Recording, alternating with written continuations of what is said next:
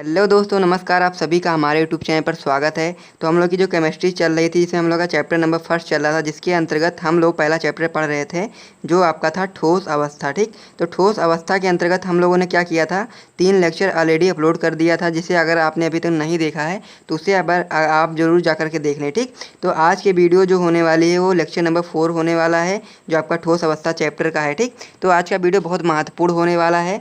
आज की वीडियो हम लोग जो एकक शेल होता है उसके पैरामीटर पढ़ने वाले हैं, यानी कि जो आपका एकक सेल होता है उसको किस प्रकार से मापा जा सकता है उसे हम लोग इस वीडियो में पढ़ने वाले हैं। साथ ही में ब्रेवियस जालक क्या होता है उसे भी हम लोग इस वीडियो में समझेंगे।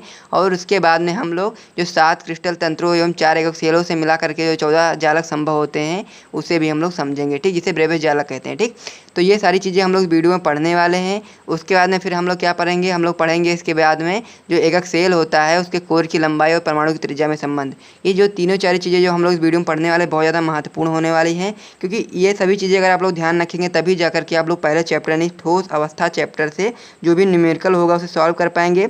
और ये 1-2 नंबर में क्वेश्चन आपका आता है हर साल बोर्ड परीक्षा में। ठीक, तो ये सभी चीज़ें आप लोग को ध्यान रखनी है।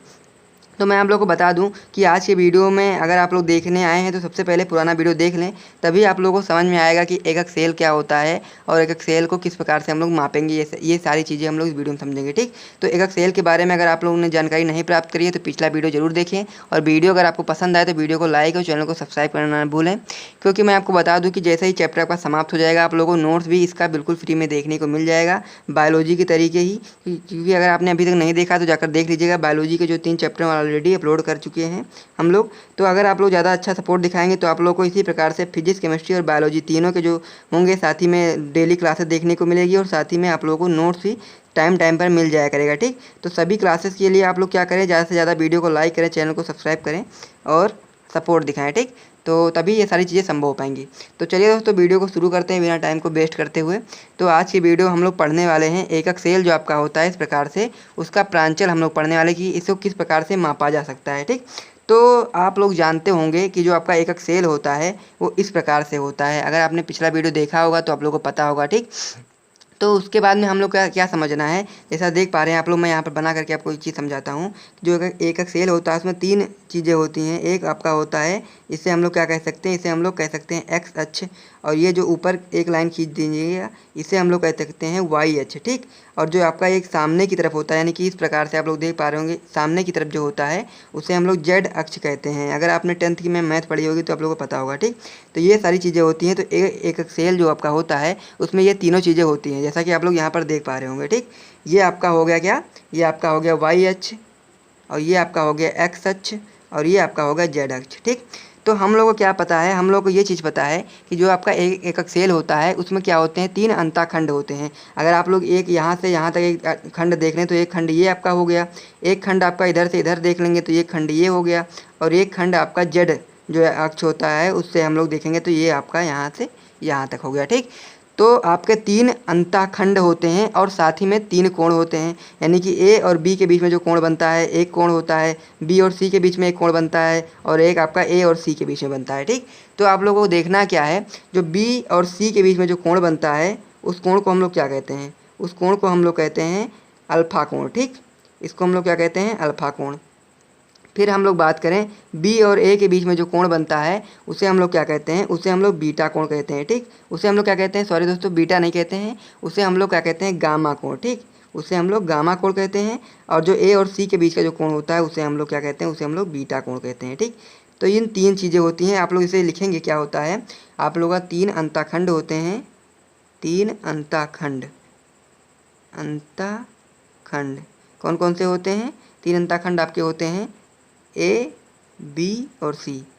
ये आपका ए और ये आपका बी और ये आपका सी, तो ये हो गया। फिर 3 कोण की बात करें, 3 अंतः कोण की हम लोग बात करें, अंतः कोण की बात करें हम लोग, तो कोण भी आप लोग जान गए हैं कौन कौन से कोण हो जाते हैं, अल्फ़ा, बीटा और कौन सा, गामा। ठीक, तो इनसे ही हम लोग को क्या निकालना है, इससे हम लोग को एक एकक सेल में क्या करते हैं, हम लोग इसको क्या निकालेंगे कि एकक सेल का मतलब कि प्रांचल निकालेंगे कि क्रिस्टल तंत्र जो होता है कितने प्रकार के क्रिस्टल तंत्र का निर्माण किया जा सकता है एक एकक सेल से। ठीक, तो क्या होता है, कभी कभी हम लोग क्या करते हैं, इसकी लंबाई यानी कि मान लीजिए कि अंताखंड ए बढ़ा दिया तो कुछ और प्रकार की संरचना प्राप्त हो जाती है, वो आपका एक क्रिस्टल तंत्र बन जाता है। कभी आप लोग बी बढ़ा देंगे या फिर कभी आप लोग कोण अल्फा बढ़ा दो, कभी गामा बढ़ा दो, कभी बीटा बढ़ा दो, तो उससे हर प्रकार जैसे आप लोग चेंज करते जाएंगे तो आप लोगों को हर बार कुछ ना कुछ अलग संरचना प्राप्त होगी, तो उसे हम लोग क्रिस्टल तंत्र कहते हैं। और आप लोगों का क्रिस्टल तंत्र 7 प्रकार के होते हैं, ठीक। आप लोगों को 7 प्रकार के क्रिस्टल तंत्र बनते हैं। अगर इनको कोण को हटाया घटाया जाता है, बढ़ाया घटाया जाता है, तो आप लोग के 7 क्रिस्टल तंत्र बनते हैं, जिसे हम लोग इस वीडियो में पढ़ने वाले हैं, ठीक। तो हम लोग देखेंगे कि जब क्या होता है, ए और बी और सी यानी कि जो 3 अंताखंड होते हैं, जब उनका मान बराबर होता है तो उसे हम लोग क्या कहते हैं, घनीय क्रिस्टल तंत्र कहते हैं, ठीक। वो आपका क्या होता है, घनीय क्रिस्टल तंत्र होता है। इसमें आपका जो कोण की बात करें तो वो अल्फा और बीटा और गामा तीनों कोण जो आपके होते हैं वो बराबर होते हैं और 90 डिग्री के होते हैं, ठीक। तो ये सारी चीज़ें आप लोग को याद रखनी है। लास्ट में मैं आपको बताऊंगा कि ट्रिक से किस प्रकार से आप इन चीज़ों को याद कर पाएँ, ठीक। दूसरा आपका होता है टेट्रागोनल, जिसे हम लोग हिंदी में कहते हैं द्विसमलंबाच। जैसा कि आप देख पा रहे होंगे, इसमें 2 बराबर होगा और एक अलग होगा, ठीक। 2 सम होंगे और एक अलग होगा, यानी कि विषम होगा। ऐसे क्या कह सकते हैं कि ये बराबर नहीं है, यानी ए बराबर है बी के और बी नहीं बराबर है किसके, सी के, ठीक। तो ये चीज़ हो गई अंताखंड की। अब अंताकोण की बात करें तो इसमें अल्फा बीटा गामा तीनों बराबर होते हैं और 90 डिग्री के होते हैं, ठीक। अंताखंड यहाँ पर केवल ये नहीं बराबर है बी और सी के बीच का कोण, बी और सी का जो खंड अंताखंड वो बराबर नहीं है, बाकी अंताकोण बराबर है, ठीक। फिर हम लोग तीसरे की बात करें, वो आपका होता है, क्या होता है, आर्थोरोम्बिक, जिसे हम लोग विषम लंबाच कहते हैं, जिसमें आप लोग का अंताखंड तीनों नहीं बराबर होते हैं, यानी कि ए बी के बराबर नहीं होता है, बी सी के बराबर नहीं होता है, ठीक।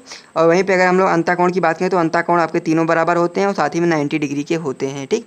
फिर हम लोग बात करें रोमोहेड्रल, जिसे हम लोग त्रिकोणीय कहते हैं, जिसमें आप लोग का ए बी सी यानी कि तीनों जो आपके अंताखंड होते हैं बराबर होते हैं और अल्फा और बीटा तो बराबर, अल्फा बीटा गामा तीनों बराबर होते हैं, लेकिन 90 डिग्री के नहीं होते हैं, ठीक। एक भी 90 डिग्री का नहीं होता है, ठीक।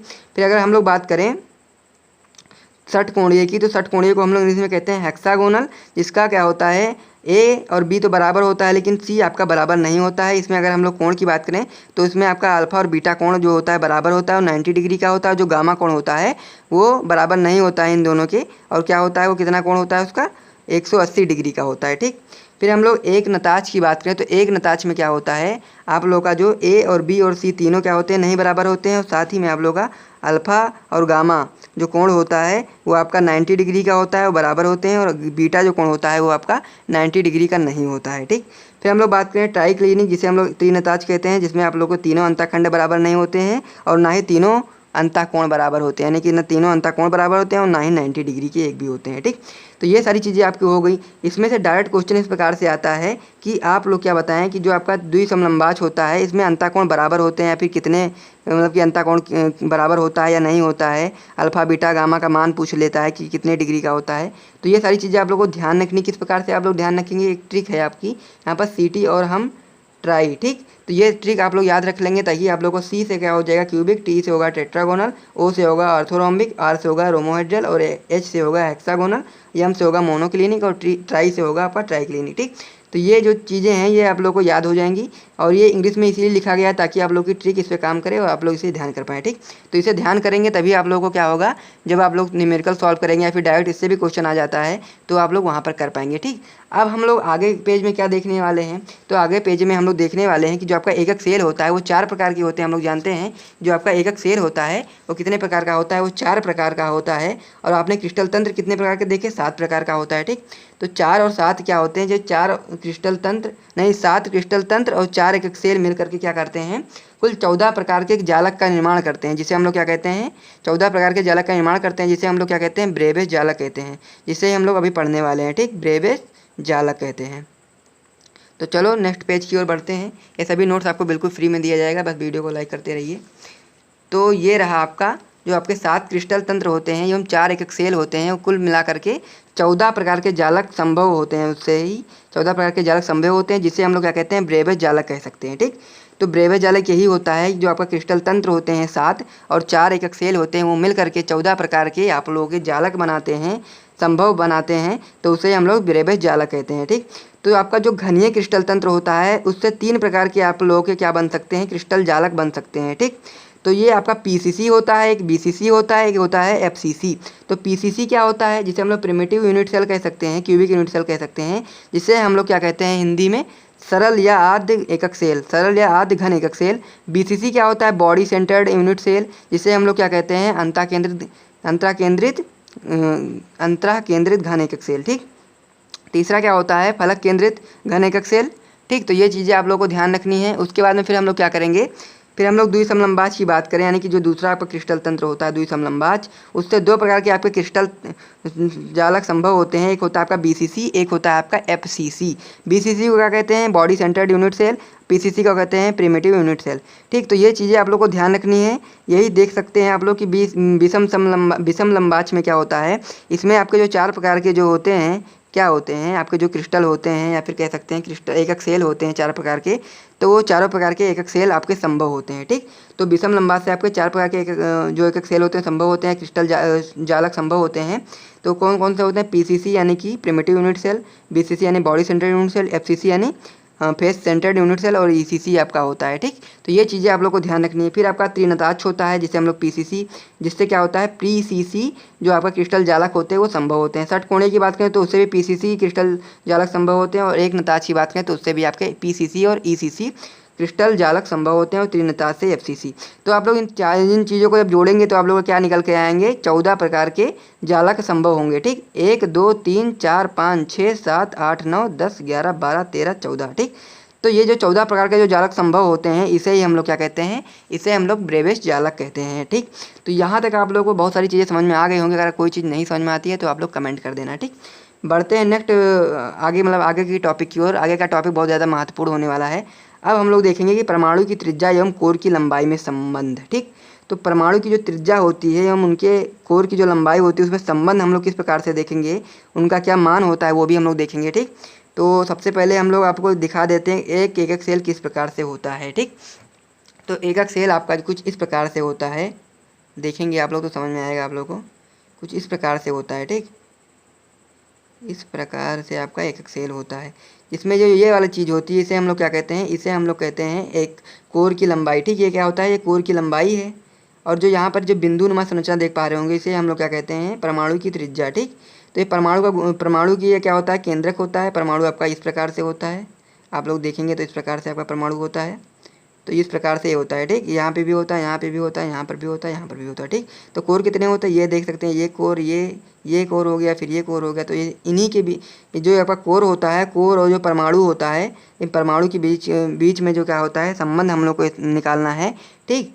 तो चलिए दोस्तों संबंध को देखते हैं। तो आपका 3 प्रकार के संबंध निकलते हैं, यानी 3 जो आपके होते हैं सरल या आद्य घन एकक सेल के लिए, जिसे हम लोग पीसीसी भी कह सकते हैं। इसमें जो ए का मान होता है वो बराबर होता है 2r, यानी कि जो रेडियस होता है या फिर त्रिज्या होती है वो 2 परमाणु की त्रिज्या के बराबर होती है। यहाँ पर आप लोग देख पा रहे हो ए क्या है? कोर की लंबाई है, आर क्या है? परमाणु की त्रिज्या है। तो अगर आप लोग इसके लिए देखें चित्र में तो क्या होता है, आप लोग देखेंगे इस प्रकार से आप लोग का होता है। एक जो आपका जो अभी मैंने आपको बना करके दिखाया इस प्रकार से होता है। तो क्या होता है? इसमें क्या होता है? 2 आपके परमाणु उपस्थित हैं, और इसकी एक त्रिज्या ये इतनी हो गई, एक इतनी हो गई। ठीक।